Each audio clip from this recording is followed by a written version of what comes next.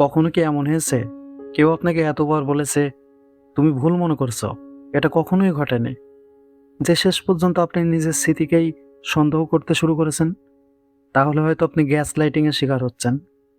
আর এটা মানসিক নিয়ন্ত্রণের সবচেয়ে বিপজ্জনক কৌশলগুলোর একটি। গ্যাস লাইটিং হলো এমন এক ধরনের সাইকোলজিক্যাল ম্যানিপুলেশন, যেখানে একজন ব্যক্তি ইচ্ছাকৃতভাবে অন্য একজনকে তার নিজের স্মৃতি, অনুভূতি এবং বিচার বুদ্ধি নিয়ে সন্দেহে ফেলে দেয়।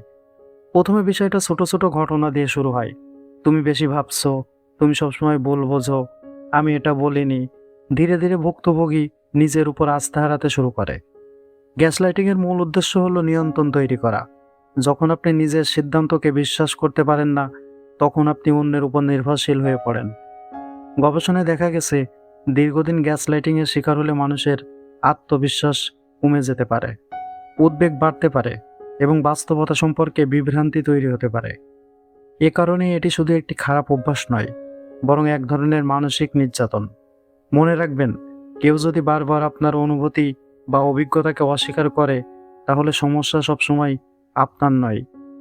নিজের পর্যবেক্ষণ, অনুভূতি এবং বাস্তবতাকে গুরুত্ব দিন, কারণ সত্যিকারের সম্পর্ক আপনাকে নিজের উপর সন্দেহ করতে শেখায় না, বরং নিজের উপর বিশ্বাস রাখতে সাহায্য করে। আপনি কি কখনো গ্যাস লাইটিং এর অভিজ্ঞতার মুখোমুখি হয়েছেন? কমেন্টে আপনার মতামত জানান। আর এমন আরও সাইকোলজিক্যাল কন্টেন্ট পেতে ফলো করতে ভুলবেন না।